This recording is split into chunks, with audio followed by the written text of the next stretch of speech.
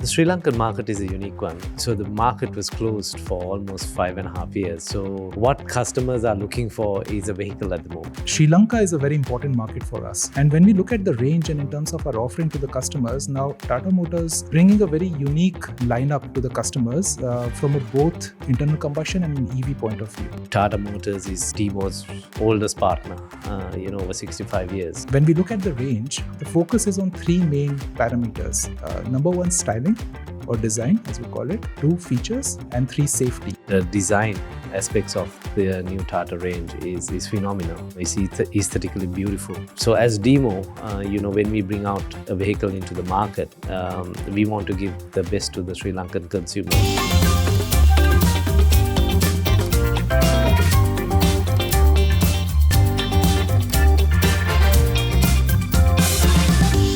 Hi everyone and welcome. I'm delighted to be joined today in the studio by two eminent personalities who are experts in the field of automobile and mobility. Rajeev Pandithage is the Executive Director of DIMO and Head of the Mobility Cluster of DIMO. Welcome, Rajeev. Thank you. Nice to be here. And Yash Khandelwal is the Head of International Business for Tata Passenger and Electric Mobility Business. Welcome, Yash. Thank you. It's a pleasure to be here. Everybody's talking about the automobile market. Import restrictions have been removed after 4 years. There's a lot of excitement in the market. Rajeev, as an expert in the market, how do you assess the current automobile market in Sri Lanka? What trends do you think will drive its future growth? The Sri Lankan market is a unique one. A high tax regime that has been there from decades. So the market was closed for almost 5.5 years. So what customers are looking for is a vehicle at the moment. However, we have the very discerning customer as well as the very knowledgeable customer. What we see it's only been 2 months since the market has been open. People are looking for value at the moment. There was a regime in the recent past where electric mobility was, sought after. I still feel the economies of owning an electric vehicle is still out there in the mindset of the customer. However, at the moment, what they're looking for is reliability, safety, economies of running a vehicle, and mostly a general feel where, the Sri Lankan market always looks for a greater resale value. So what will hold value after 4 or 5 years? So that's where the market is trending at the moment.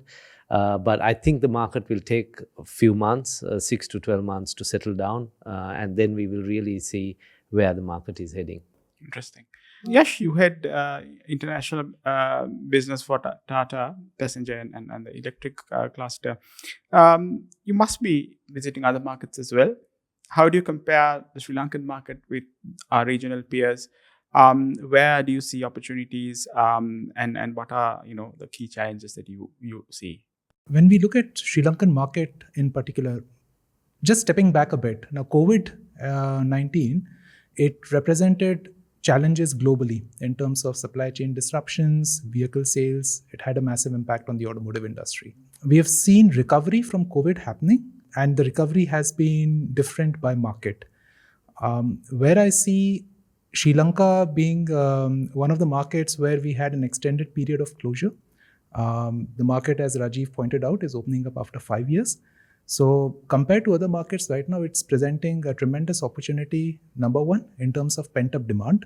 So we will see customers getting all the new vehicles that are being launched, all the new technologies that are being introduced in the market. There would be, of course, challenges from a macroeconomics perspective, but I believe with the competitive play of major OEMs coming through, it should be an interesting next few months to watch out for.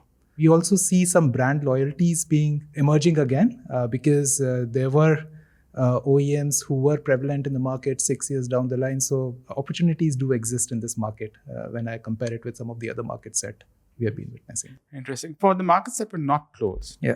What are the trends that you have noticed? So one of the key trends that has emerged post-COVID is in terms of electric mobility, I would say. And some of the markets that we have seen, the electric mobility through I would say, support from the governments as well as general awareness amongst consumers as well has seen a good penetration and growth happening when we look at our neighboring markets in South Asian region as well.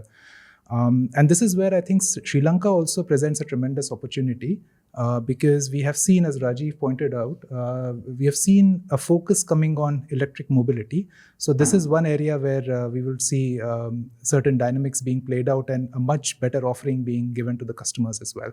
And Rajeev, I think there was some support for electric vehicles initially, particularly and hybrid vehicles before that, Yeah. in terms of duty concessions. But then Yeah. it seems like got withdrawn with the economic crisis. Yeah.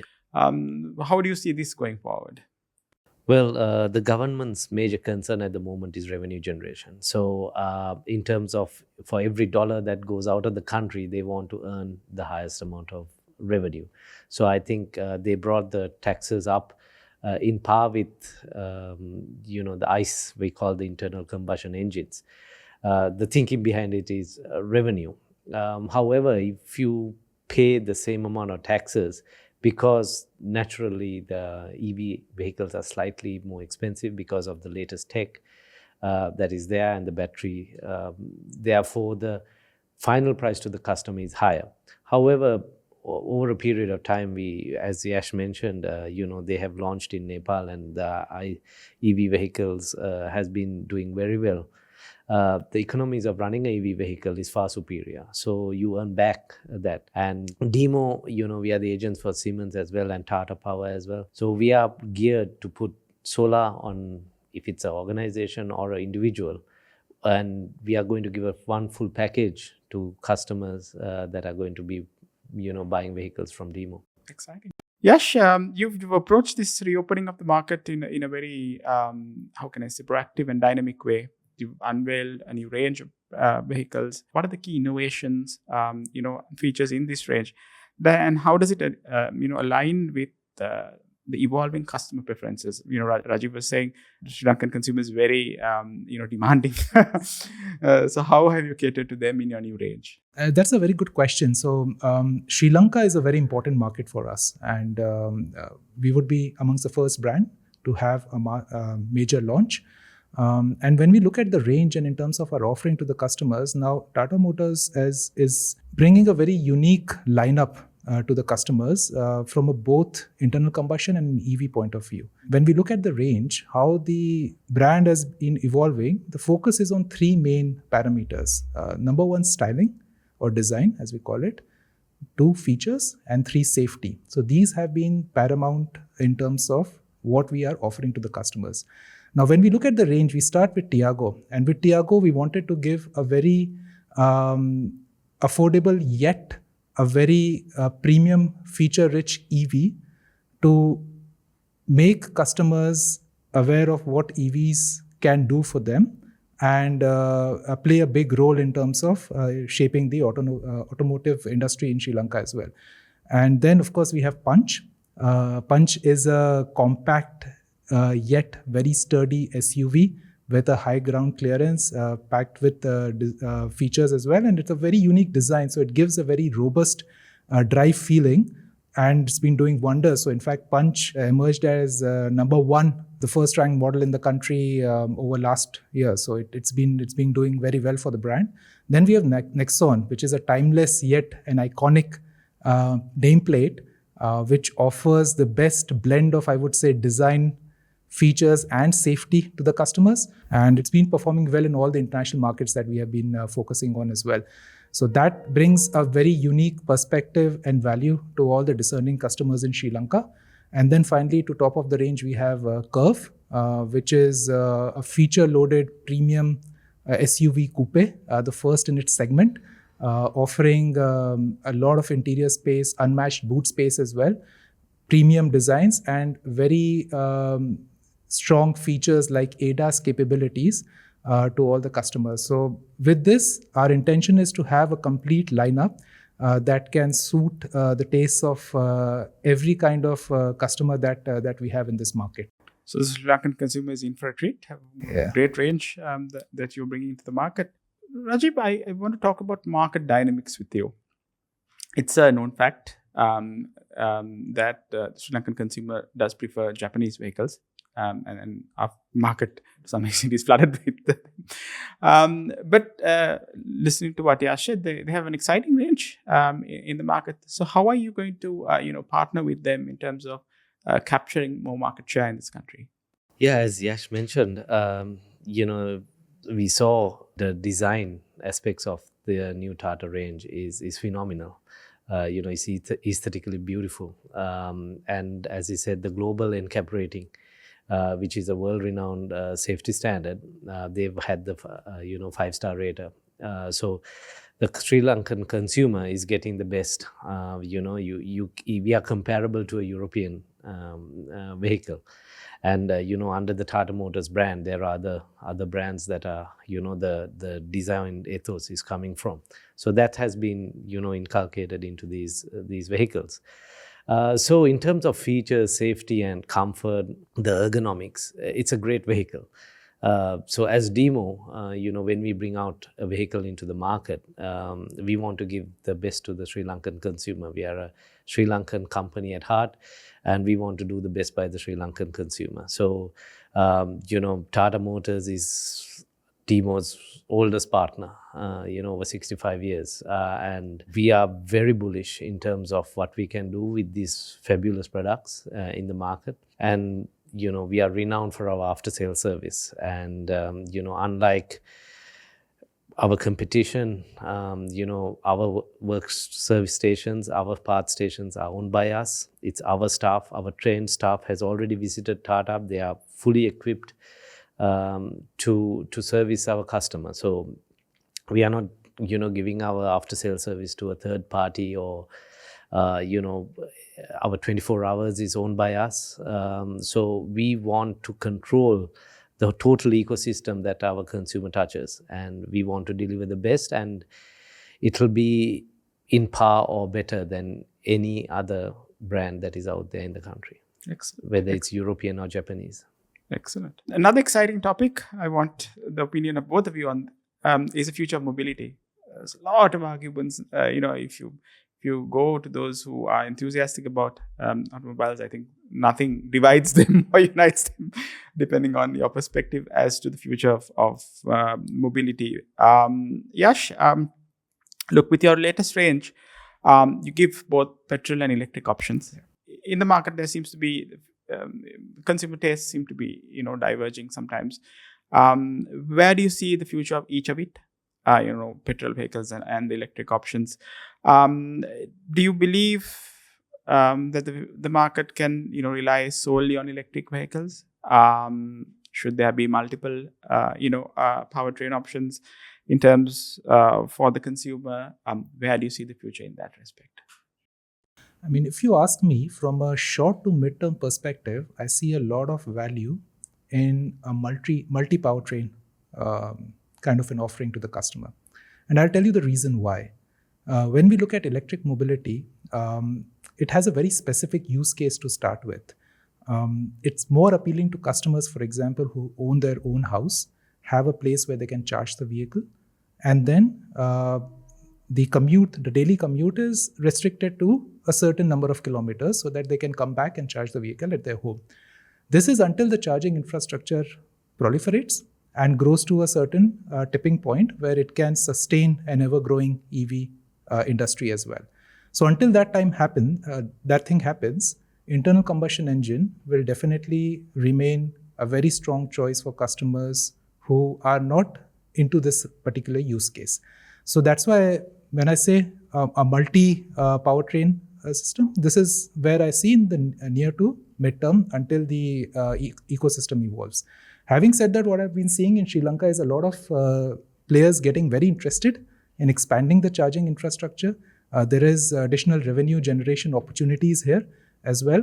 So down the line, there is a very strong likelihood that eventually these tastes might converge, but it will take some time from that perspective.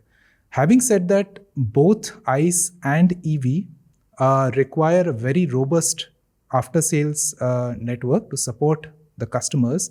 And we are very proud of the fact that we have DIMO here in Sri Lanka, who provide that kind of superior experience for our customers as well. And whether be it an ICE customer or an EV customer, until that after sales network is strong enough and caters to the demand, it will still be a challenge. So with the Tata range, with its unique positioning, with the EV and ICE offering, backed up by DIMO's capabilities in terms of the overall customer experience, I think we are in that sweet spot where we can cater to both kinds of customers as well. Just to also add, check in with you in terms of the region. The trends in the region are more towards ICE or electric, or how would you rate that? I would say it depends again from a market to market. It's again a big factor of the policy play from the government as well. Now, if you look at markets where we have seen good amount of EV penetration has been backed by very strong policy like Nepal, where the tax structure favors electric mobility significantly. And we have seen a huge penetration coming through. And with this huge penetration, of course, the ecosystem evolves at a faster pace. So Nepal has taken, I think, the lead in terms of EV penetration in the South Asian region. Where we see more EV growth coming is also India and Bhutan, and Sri Lanka as well, with at least a parity in terms of taxation. But if we see strong players evolving in the infrastructure space because of the economics of owning an electric vehicle, we can see strong penetration coming through in Sri Lanka as well. Interesting. Rajeev, you're representative of DIMO with 85-year legacy. How do you see readiness in terms of electrification for vehicles? What more needs to be done? Please enlighten us. Yeah, I mean, as a country, our stability in the electric infrastructure needs to improve. We had this saga a few months ago about this monkey, all of that. So it's because of the electricity infrastructure. However, as DIMO, all our service locations from Jaffna, Anuradhapura, Trincomalee, Kurunegala, Batty, down to Galle, Matharam, Tissa, and our Colombo locations will have charging stations to support our clients. And furthermore, there are more than 400 independent charging locations around the country. So in terms of giving that service to an EV consumer, I think as a nation we are ready, but more so DIMO is ready. But again, as Yash mentioned, that transition in mindset is what is required in the market. And we saw this when the hybrid era came about 7 years ago. And it was the same shift. Now almost every vehicle is hybrid. So I think it will take some time, as I mentioned earlier, maybe 1.5, 2 years down the line. And we really hope that the policies remain stable so that we can plan ahead properly. And I don't see any reason why, when a customer invests in a Tata, why they should be worried, because we are there to help you. And it's a great product. We give an 8-year battery warranty. So there's no need to be any concerns. Of course. I'm going to come back to a topic that we touched on earlier at the beginning. Really, that's about consumer decision making and the growth of the market. And I'll start with you, Rajeev, because you have your DIMO has a very long legacy in terms of the automobile market.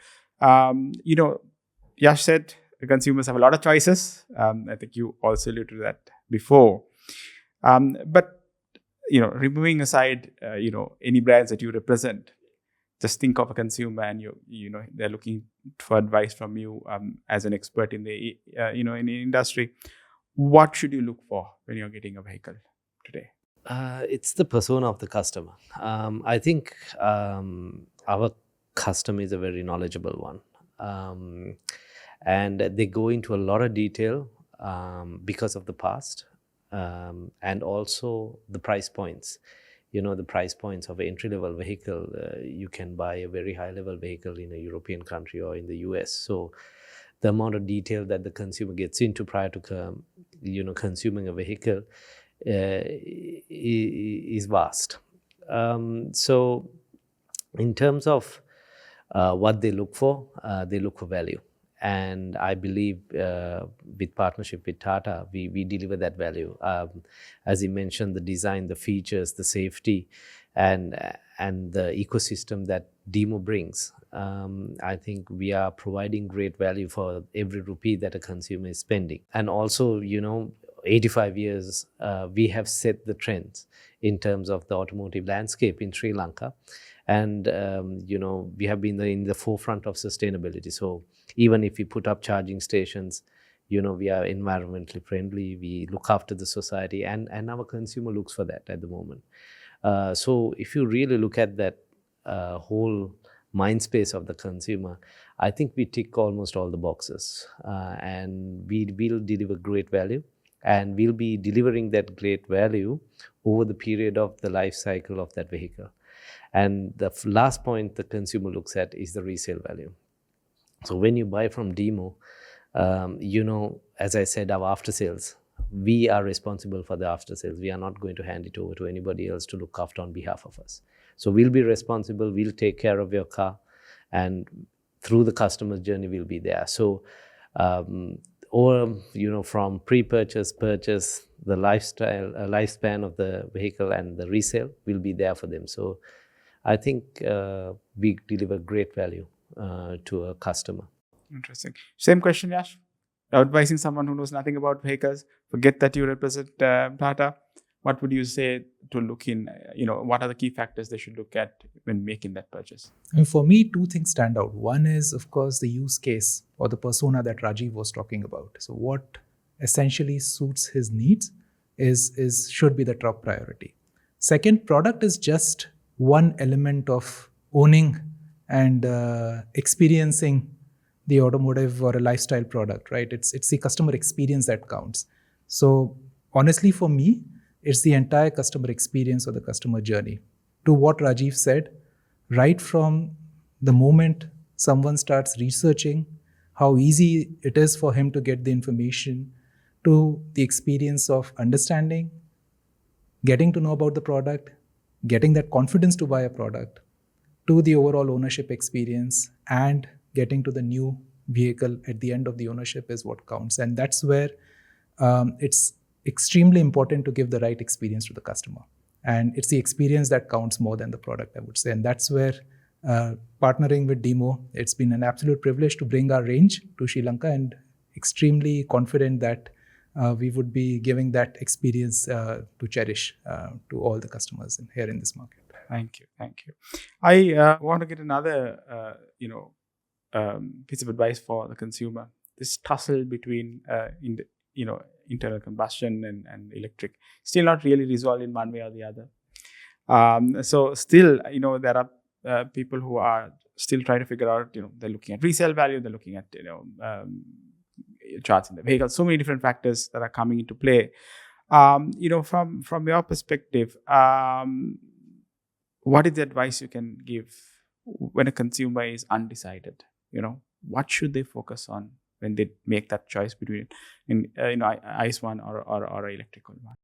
So I would talk about the strategic advantages of both, and then it's up to the use case needs of the customers to decide what suits their needs best. So when we talk about EVs, there are certain advantages that customers get from owning an EV. I would say number one is in terms of the tailpipe emissions. There's none, so great for environment. Satisfaction that contributing to the society and the environment. Number two, the performance of EVs, because it's driven by motor, so you get an instant acceleration and torque coming through. For those who love the thrill of that, EV is a fantastic product to try out. Third element is in terms of the economics of a long-term ownership, because it doesn't consume petrol, runs on electricity, less moving parts, so the maintenance bit is also taken care of. So from a long-term economics perspective, EVs work out better as well. Having said that, petrol or internal combustion engine has certain advantages as well. Until the charging infrastructure reaches a tipping point, as I mentioned, there's no concern in terms of running out of gas. So petrol stations are everywhere, so you get that advantage coming through. And from an ownership experience, because internal combustion engines have been there for long, from economics of purchasing the vehicle at that instance, they're still the more cost-effective option for the customers. So again, as I said, it depends on the use case. For someone who's living in a city, owning a house, want to experience an EVs, it's a great alternate option available. I would recommend everyone to give it a try. But for customers who have that anxiety about the infrastructure, who have longer running or daily driving, internal combustion engine might be still something of choice until the infrastructure gets that type. Let's look at the future. We've looked at the past, we looked at the present, we're looking at the future now.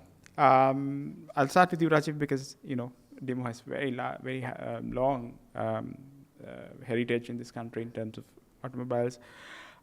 Look, what is the future that you think the automobile sector in Sri Lanka should have? What policies should all stakeholders, not just the government, all stakeholders, put in place to make sure that vision becomes a reality? And also, what we've seen is the market is quite volatile here. That's partly also because of various policies by the state. So we need sustainable growth, because that's the only way I think partners, particularly OEMs, will stay in the market. It's very worrying the last few years when that concern was there. So where do you think we should go, and how should we get there?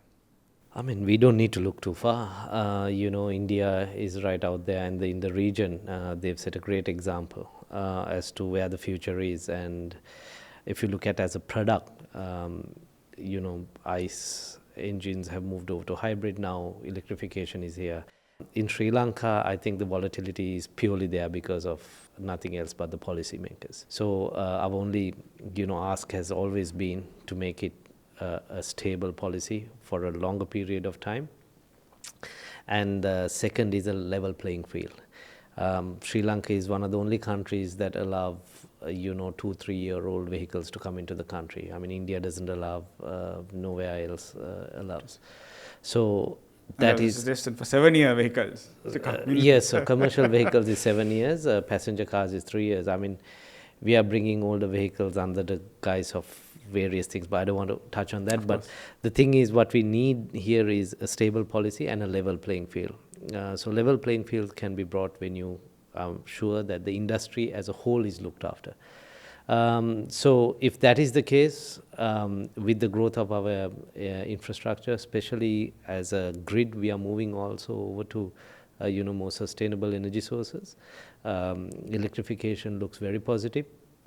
As Yash mentioned, the thrill of driving a electric vehicle, once you drive it, I don't think anybody goes back into a ICE engine. And also the economies of it. I mean, the curve will do 400 plus kilometers in one charge.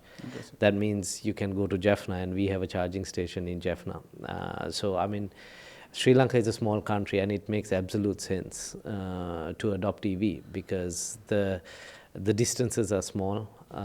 Even if you go to Kandy, Nuwara, even if it's up country, still EV makes sense. So I think the future will be EV. But in order to adapt that, as Yash mentioned, the infrastructure needs to improve, and that's happening in Sri Lanka. I see that happening rapidly.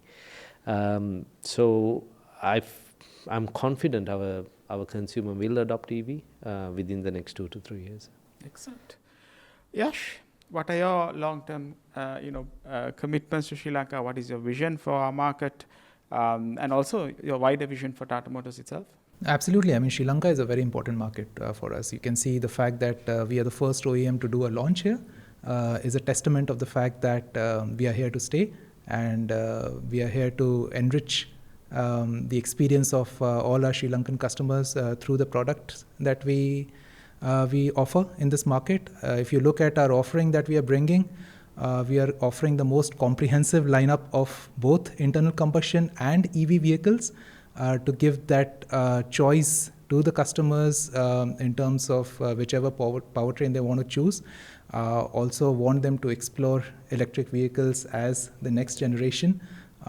So for us, it's a very, very long-term partnership with DIMO. And together with that, we are here to stay and give a very strong experience to all our customers here in this market. Thank you. Rajeev, Pandithage, Yash, Khandelwal, thank you for your time. It's been a fascinating chat on the future of mobility in Sri Lanka. Thank you. Thanks Thank for- you so much again. Thanks for that. Thanks.